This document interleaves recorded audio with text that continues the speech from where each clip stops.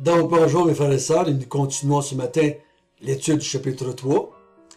Et nous sommes,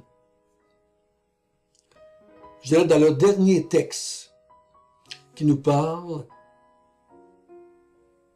de la position de Dieu envers l'homme, où nous sommes dans le dernier texte qui nous parle comment Dieu perçoit l'homme. Et c'est ce que nous allons voir dans Romains 3, à partir du verset 9. Notre bon Père du ciel, ta parole nous dit souvent qu'on est des aveugles depuis que l'homme a péché. Un aveugle a besoin de guide. Des fois, il y a un chien guide. Des fois, on va voir quelqu'un qui tend le bras à un aveugle pour l'aider à traverser le chemin.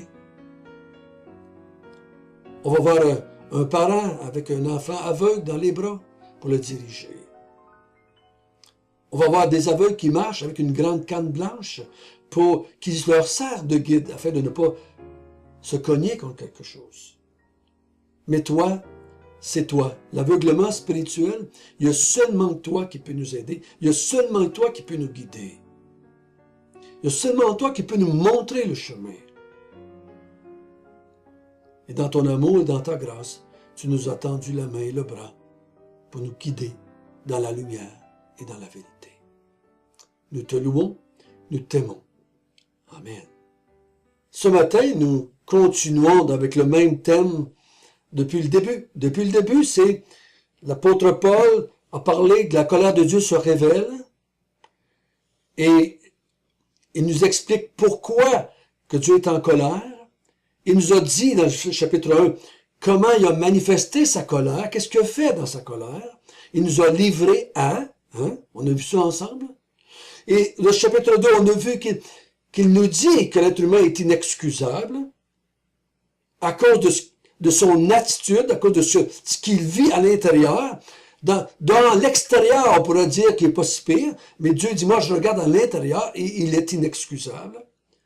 Et à partir du chapitre 3, on a vu que la colère de Dieu est justifiée.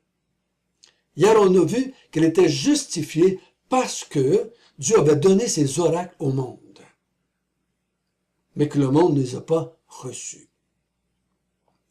Et ce matin, on va voir une autre raison pour dire que la colère de Dieu est justifiée. Lisons du verset 9 jusqu'au verset 18. Quoi donc? Sommes-nous plus excellents? Nullement. Car nous avons déjà prouvé que tous, juifs et grecs, sont sous l'empire du péché. Selon qu'il est écrit, il n'y a point de juste, pas même un seul. Nul n'est intelligent, nul ne cherche Dieu. Tous sont égarés, tous sont pervertis. Il n'en est aucun qui fasse le bien, pas même un seul. Leur gosier est un sépulcre ouvert. Ils se servent de leur langue pour tromper. Ils ont sous leurs lèvres un venin d'aspic.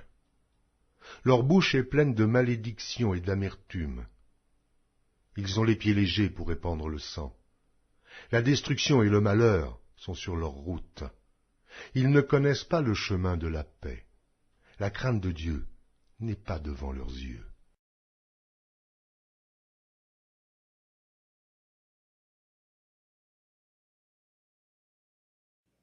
Quelle description que Dieu donne ici de l'être humain.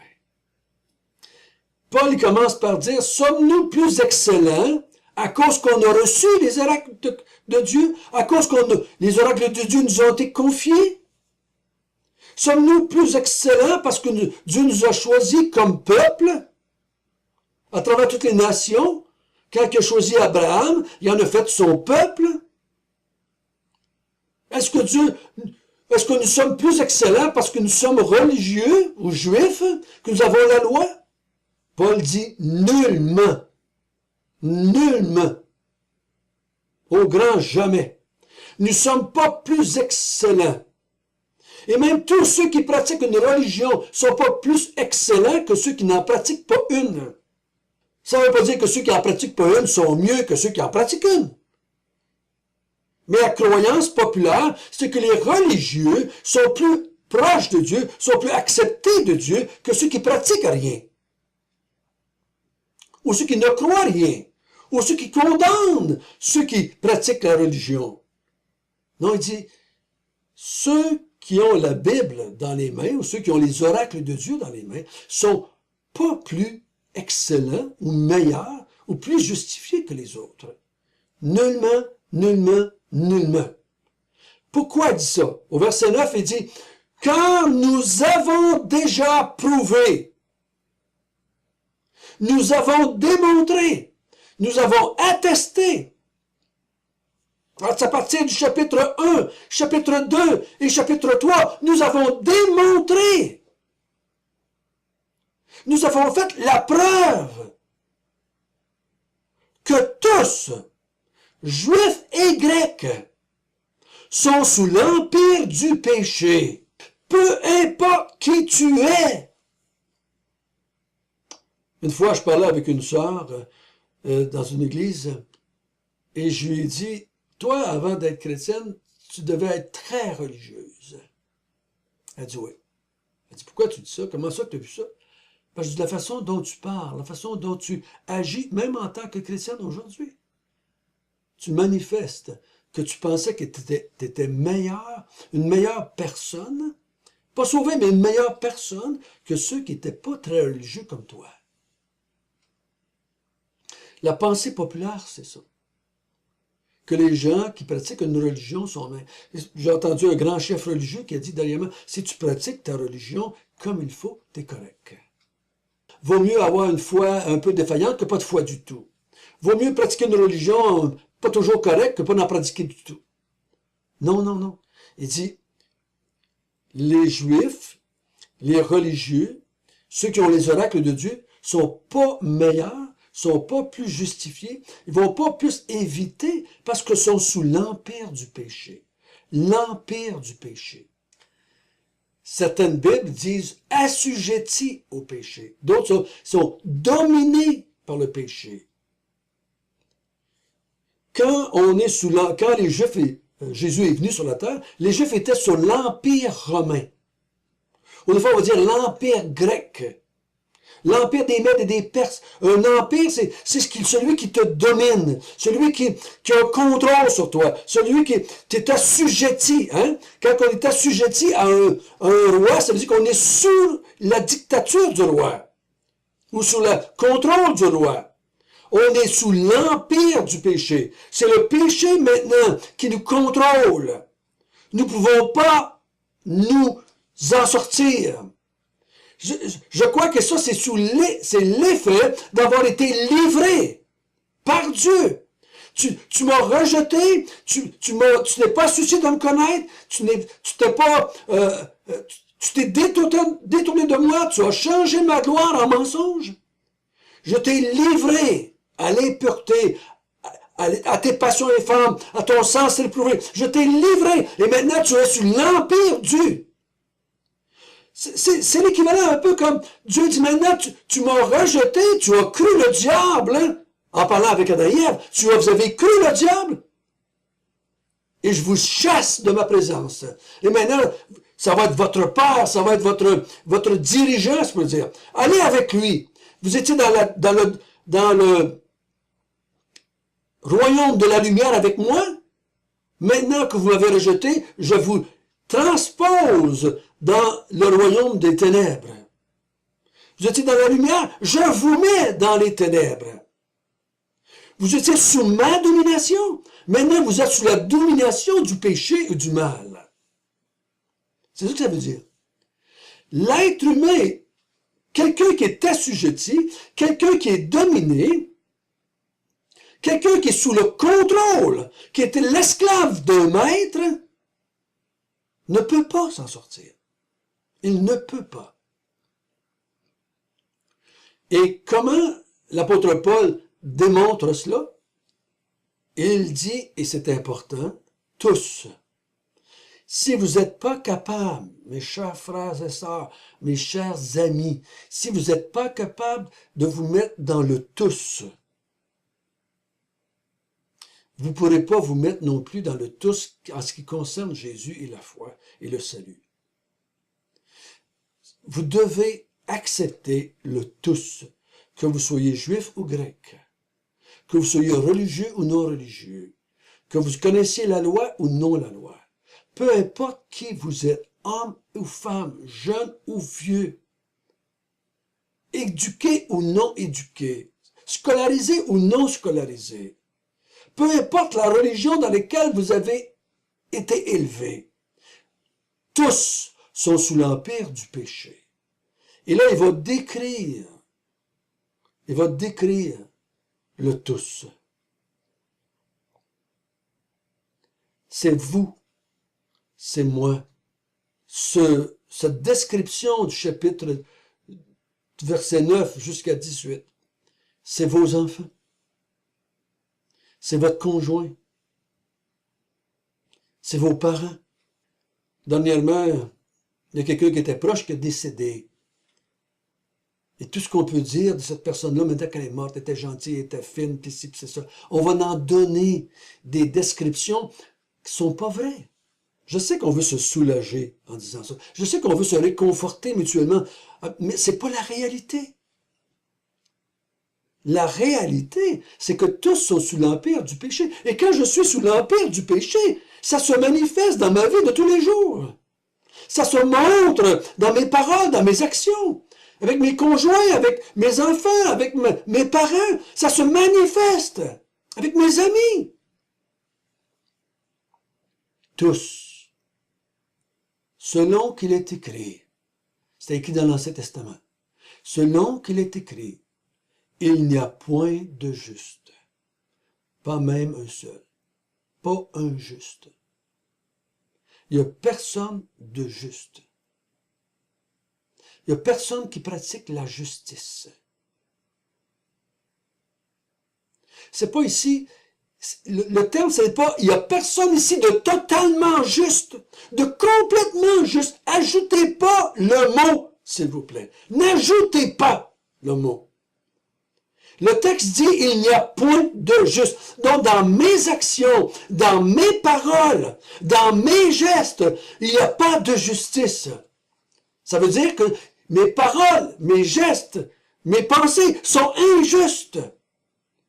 C'est pas, sont de temps en temps justes, puis de temps en temps pas justes. Il n'y en a pas de justice chez quelqu'un qui est sous l'empire du péché. Il n'y a pas d'intelligent. Nul n'intelligent. Nul ne cherche Dieu. L'intelligence, c'est de faire ce que Dieu a dit. L'intelligence, c'est de connaître Dieu. Celui qui cherche Dieu et qui le met en pratique, c'est ça. C'est lui qui est intelligent. L'insensé dans la Bible, l'insensé dans l'Ancien Testament, qui est contraire à l'intelligent, c'est celui qui connaissait Dieu, et qu'il ne faisait pas. Il y a un vieux proverbe, il me semble que c'est breton, qui dit « Apprendre la vérité et ne pas la mettre en pratique, c'est une perte de temps. » Connaître les Écritures, les oracles de Dieu, et ne pas le passer à l'action, c'est une perte de temps. Lire la loi et d'étudier la loi, et ne pas le faire, c'est une perte de temps. Nul n'est intelligent. C'est pas, il y en a des moins intelligents que d'autres. Il n'y en a pas un d'intelligent. Il n'y en a pas un qui cherche Dieu. Chaque fois que je dis ça, il y a un verset de l'Ancien Testament qui me vient à l'esprit. David qui dit à Salomon, « Cherche Dieu et se laissera trouver par toi. » Il encourage Salomon à chercher Dieu. La plupart des gens religieux, la plupart des gens dans ce monde, cherchent pas Dieu. Cherchent un Dieu quelconque pour que ce Dieu-là prenne soin d'eux. Ils ne cherchent pas Dieu, ils cherchent qu'est-ce qu'ils peuvent avoir de Dieu. Ils ne cherchent pas à connaître Dieu. Il l'a dit au chapitre 1, « Nul ne s'est soucié de me connaître. Tous sont égarés. Tous sont pervertis. » Égarés, ça, c'est pas égaré sur le chemin par la Montréal. C'est égaré loin de la vérité. Ils sont pervers. Ça veut dire qu'ils n'accomplissent pas ce que Dieu voulait pour eux. L'homme est égaré et perverti. Il ne fait pas, il n'accomplit pas la raison d'être pour laquelle il a été créé. Il est perverti. C'est pas un des pervertis sexuels dont on parle ici. C'est perverti parce qu'il ne fait pas ce qui a été créé pour faire. Adorer et servir son Dieu. Il n'en est aucun qui fasse le bien. Pas même un seul. C'est pas, il n'y en a pas un qui fait totalement le bien ou continuellement le bien ou juste du bien. Pas même un seul. Jésus a dit à un jeune homme un jour, qu'il avait appelé bon, il dit, hey mon jeune homme, il dit, regarde-moi bien, là, il y en a juste un de bon. Et ce n'est pas un humain, c'est Dieu lui-même. Il n'y a personne de bon sur la terre. Personne de bon. Je le répète, là, parce que notre tendance, c'est personne de totalement bon. Il y en a qui sont meilleurs que d'autres. Il y en a qui sont moins pires. Non, il dit, il n'y en a pas un de bon.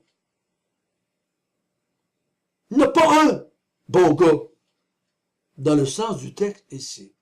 Il dit au verset 13, « Leur gosier est un sépulcre, qui se servent de leur langue pour tromper. Ils ont sur leurs lèvres un venin d'aspic. Leur bouche est pleine de malédiction et d'amertume. » Donc il dit, la bouche de l'homme, ou de la femme, et des enfants, des jeunes et des vieux, la bouche de l'homme, c'est de la scrap qui sort de là, c'est poison ce qui sort de là, ça détruit ce qui sort de là, ça donne la mort ce qui sort de là.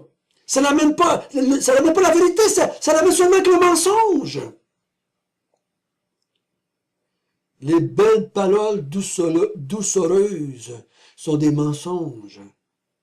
Il dit au verset 15, « Ils ont les pieds légers pour préparer le sang, la destruction et le malheur sont sur leur route. » L'être humain se détruit, s'auto-détruit, se détruit.